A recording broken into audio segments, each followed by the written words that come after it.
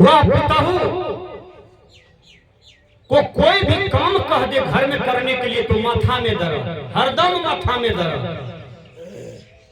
ये कौन सा लक्षण है भैया? हरदम माथा में दर्द। संसार में कैसे जियोगे, कैसे आगे बढ़ोगे? सब आगे बढ़ रहा है, बिल्डिंग पर बिल्डिंग बना लिया, लोग प्लॉट का प्लॉट जमीन खरीद लिया, बाल बच्चा पटना दिल्ली में पढ़ रहा है, तुम घटिया हो, पीछे जा रहे हो कि आगे बढ़ना चाहिए। संत ने कहा, वीर तुम बढ़े चलो, धीर तुम बढ़े चलो, हाथ में ध्वजा रहे, बाल धार सजा रहे, अय वीरों, जैसे फौजी आगे बढ़ते हैं वैसे तुम्हारा लक्ष्य हो, तुम भी आगे बढ़ते चलो, पीछे नहीं देखना। तो लड़ैया पिताहू थी, वो करती क्या है? वो लड़ैया पिताहू को एक बेटा था, वो बेटा बार बार पूछने आवे, माँ जी हमारा दादा कहाँ है, दादी कहाँ है? तो माँ कहती थी मर गई था जिंदे। वो 1 बीघा का द्वार था उसका, 1 बीघा के उधर एक ठो झोपड़ी था, उसी में बूढ़ा बूढ़ी का आश्रम था। वो बच्चा 8 साल का हो गया लेकिन दादा दादी से भेंट नहीं हुआ। नौकर के मार्फत वही टूटा घर में भोजन भेजता था, वो अथी वाला बर्तन में, मट्टी का बर्तन। एक दिन बच्चा गेंद खेल रहा था, कॉन्वेंट से पढ़ के आया, गेंद छिलक गया। बच्चा का गेंद वही रूम में चला गया, वहां देखता है कि एक बूढ़ा एक बूढ़ी। बच्चा प्रश्न करता है, हो आ रही हो, आप कौन हो? तो बूढ़ा भी बड़ी स्ट्रोक दिमाग का था, वो कहता है बेटा हम तुम्हारे ग्रैंड फादर दादाजी का। मम्मी कहती है दादाजी मर गए, दादी जी मर गई। ये कौन है बूढ़ी? का ये दादी जी है। कहा हम तो 8 साल से खोज रहे हैं दादाजी आप। हमारे गांव में रिंकू को, गुड्डू को, मुन्ना को, चुन्ना को, पिंकुआ को, सबको दादा है। हम भी दादा को खोज रहे थे, बहुत परेशान करते थे अपनी माँ को। दादाजी आप सचमुच में मेरे दादा हैं? हाँ बेटा मैं तुम्हारा दादा हूँ। बेटा यहाँ से चले जाओ, माँ आएगी स्कूल से तो मारेगी तुमको। माँ मास्टरनी थी, पिता मास्टर था।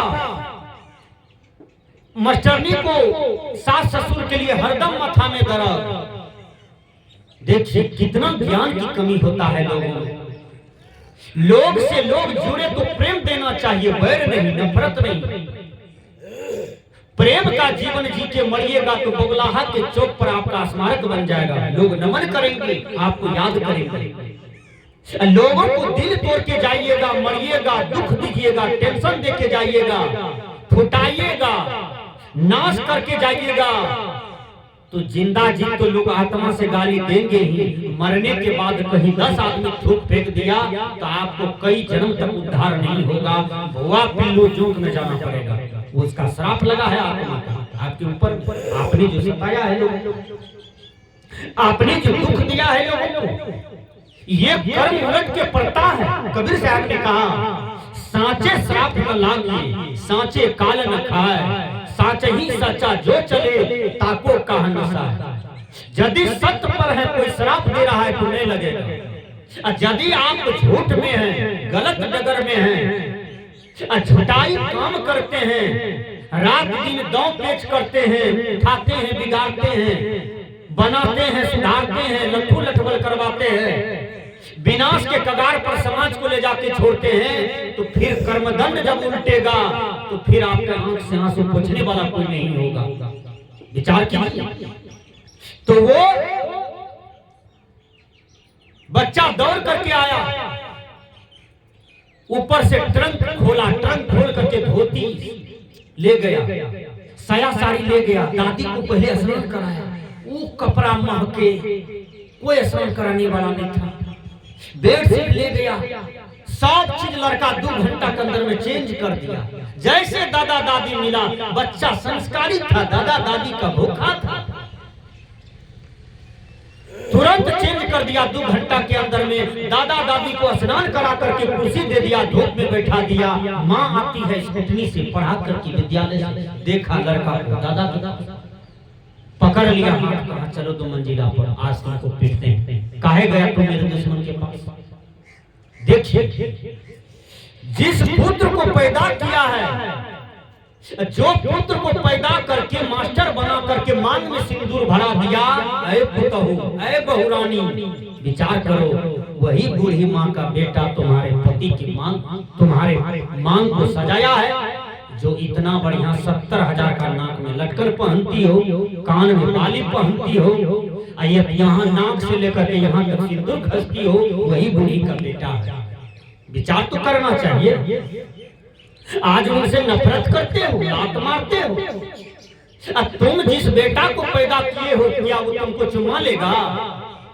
उसको तो ट्रेनिंग दे रहे हो नफरत का, वो भी तो तुमको सताएगा।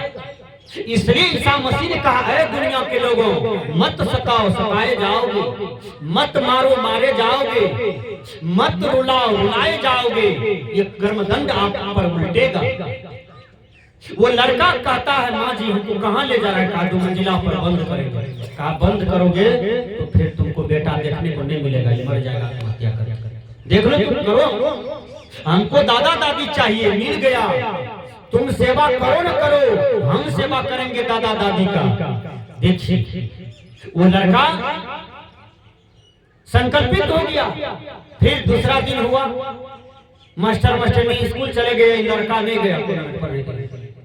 उस रूम में जो कचरा था, उस सारे कचरे को साफ किए, दादा दादी का कपड़ा साफ किया। उसके बाद वो लड़का वो मट्टी वाला जो थाली था, ढेरी था, चौकर, 5 साल से मट्टी वाला बर्तन में शाम सुबह जाता था, पैसा या पार आता था, थाली कौन धो? मट्टी वाला थाली था, उसी को धो धो करके सुखा सुखा के रखा था। और मास्टरनी स्कूटनी से आती है, देखा खाली धोया हुआ, सूखा हुआ, मजा हुआ मट्टी का बर्तन। बेटा से प्रश्न करता है, रे मुन्ना, ये कौन काम किया है? कहा माँ जी हम ही किए हैं। कहा क्यों किए हो, तुमको क्या कमी है? कहा तुम मास्टरनी हो, 34,000 वेतन उठाती हो।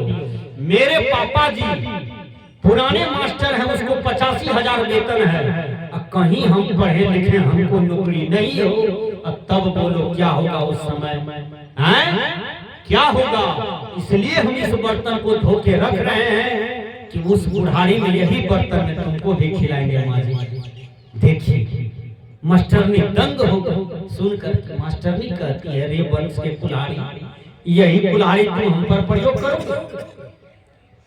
मास्टरनी का दिमाग घूम गया और उसका बेटा घुमा दिया। कहा माँ जी यदि तुम मेरे दादा दादी से नफरत करोगे, यह बेटा तुमको नहीं मिलेगा, हम आत्महत्या कर लेंगे। थोड़ा नफरत करके देखो।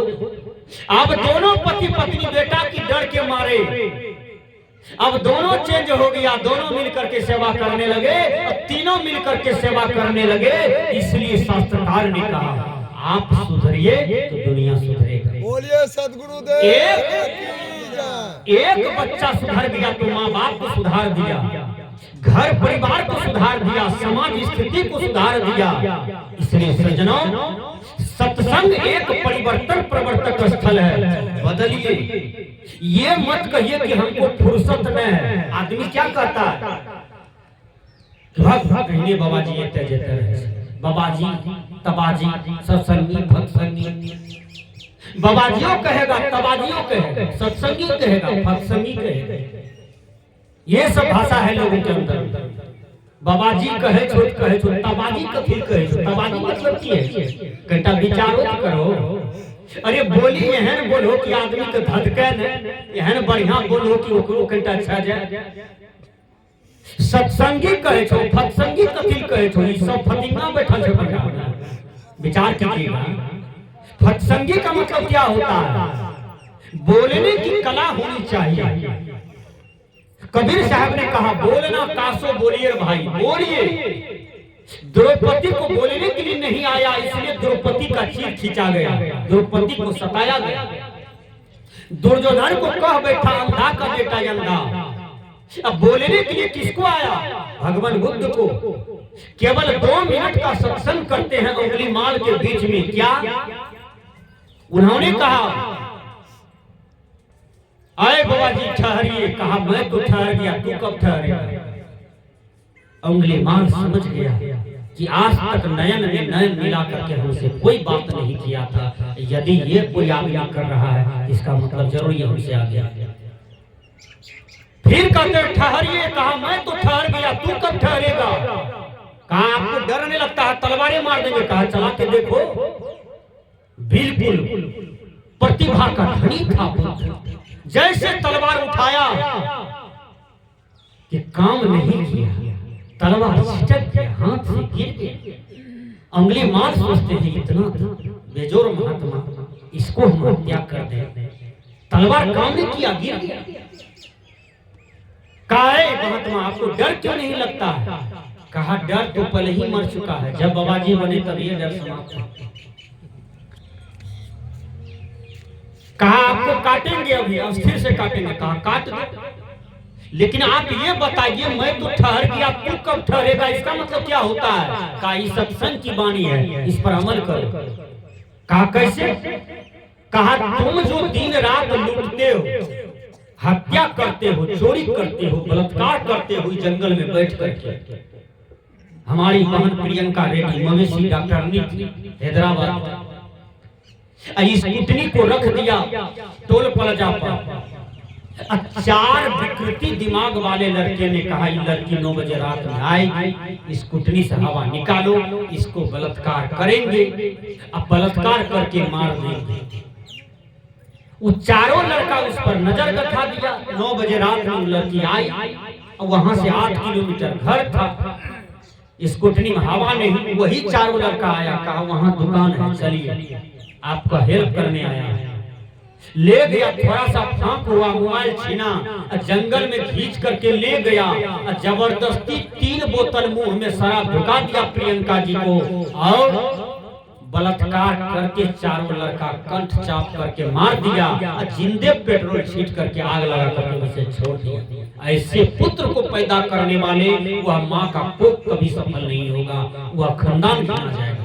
याद करना, ऐसा दिमाग कभी नहीं रखना। किसी की बेटी जा रही है समझना मेरी बहन जा रहा है, किसी की पत्नी जा रही है तो समझो मेरी चाची जा रहे हैं, किसी की बूढ़ी माँ जा रही है तो समझिए कि हमारे दादी जा रहे हैं।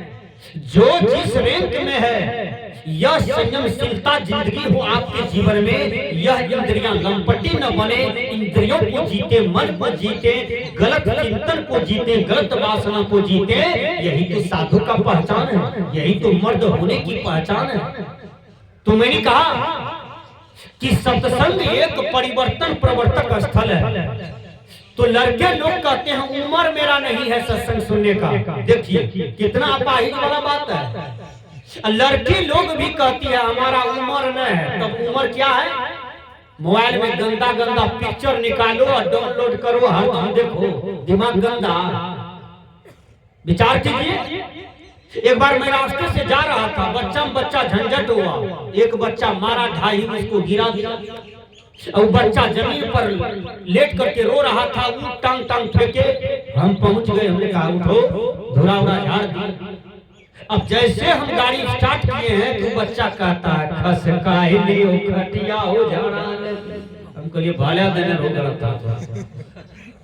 आप खसकाई लो खटिया कहे तखड़ी टांग। वो बच्चा राम राम करना नहीं जानता है, राम राम बोलना नहीं जानता है, सदगुरु शरणम नहीं जानता है, जय गुरु नहीं जानता है। और खिसकाइलो खटिया मोबाइल में सुनता है, मैयो सुनता है, बापो सुनता है, ये बचबो सुनता है। तो जैसा माँ बाप होगा वैसा बेटा होगा हैं? तो इसलिए अपने आप को चेंजेबल कीजिए। मैंने कहा कि हमारे भारत के हर युवक युवतियों में सोच अच्छा हो, विचार अच्छा हो, लक्ष्य अच्छा हो, आपका आगे भविष्य बनेगा। आप कहते हैं फुर्सत नहीं है सत्संग में जाने का, बाबाजी का दर्शन नहीं कर सकते हैं, बाबाजी का नाम मत बोलिए। दुनिया में सब राम रहीम नहीं होता है, सब रामपाल नहीं होता है, सब आसाराम जी नहीं होते हैं। यदि ये धरती पर संत है तो सदगुरु अभिलाष साहब, सदगुरु धर्म स्वरूप साहब, बाबा मीही शाही स्वामी जी, संत सेवी जी कुछ ही काल पहले निकले हैं। यदि कोई भी आदमी इस पर उंगली उठा ले तो मैं उसका उंगली काट दूंगा। चरित्रमान संत हुए।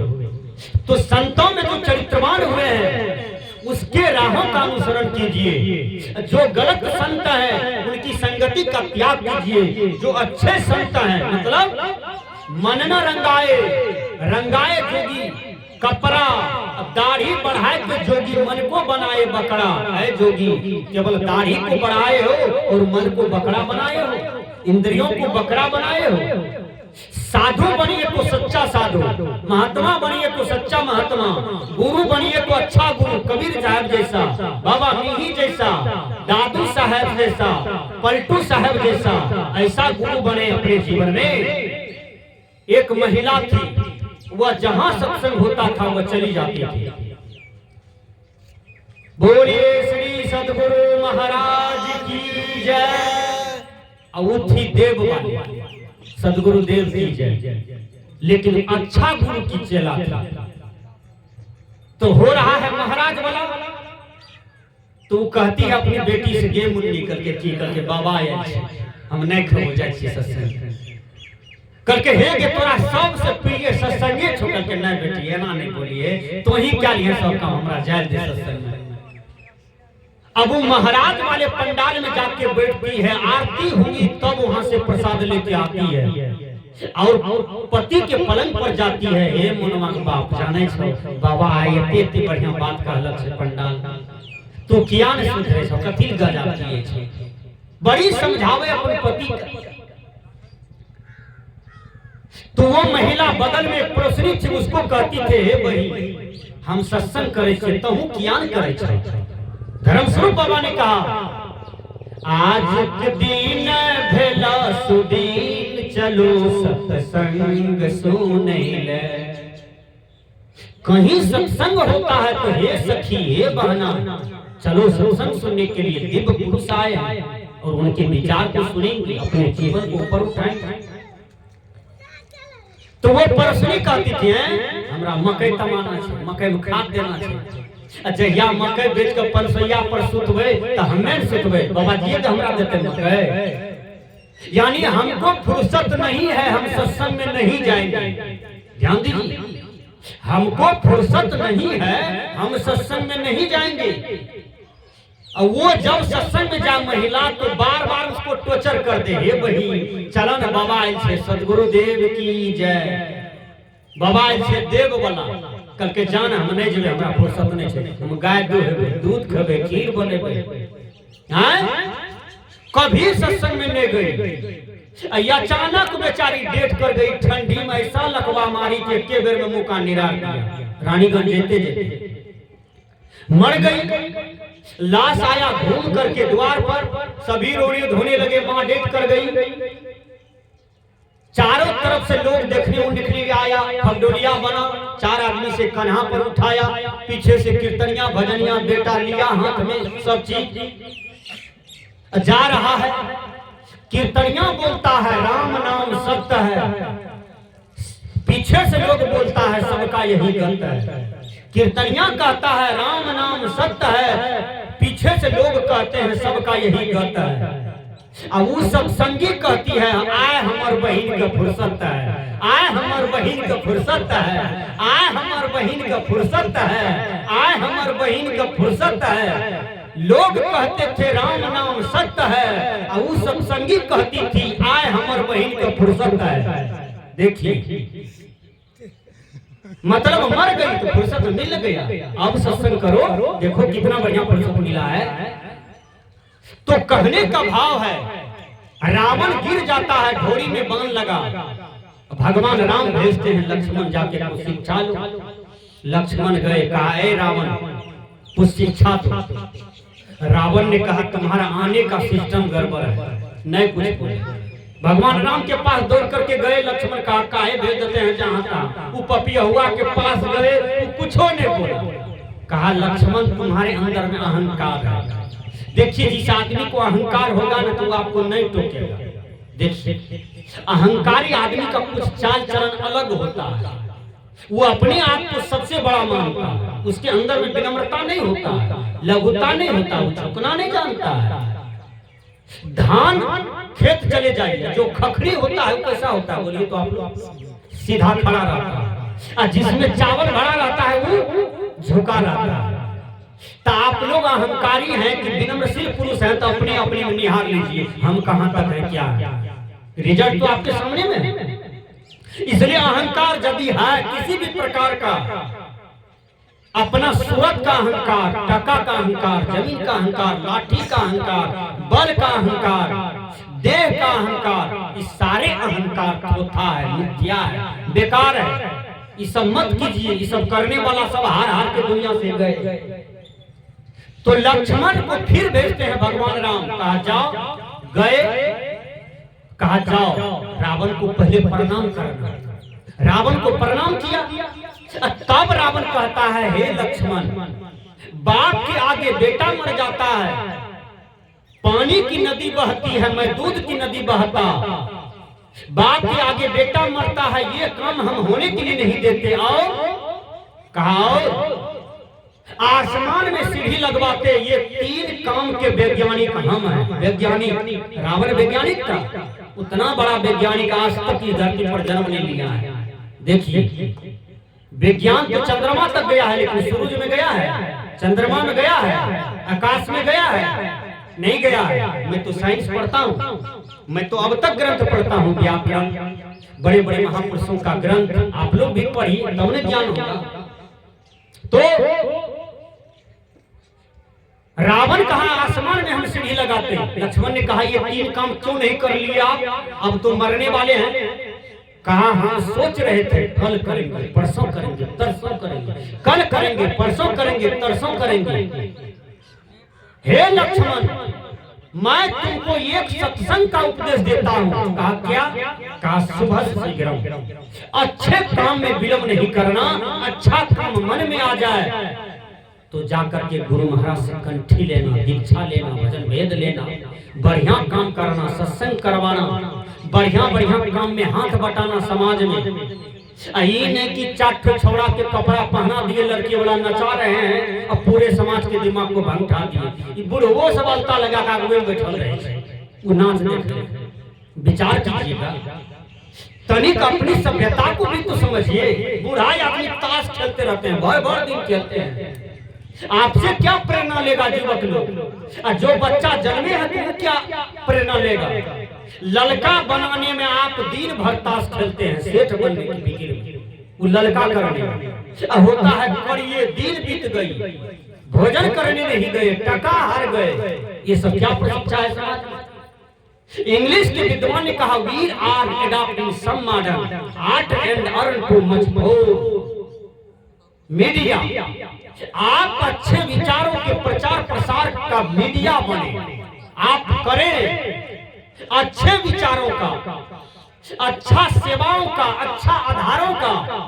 हर आदमी कदम उठाइए कि मैं कबीर विचार के में ही विचार को, बुद्ध विचार को जन जन में फैलाऊं और लोक कल्याण में आगे बढ़ूं। आइए मैं भजन के द्वारा तो सेवा करता हूं।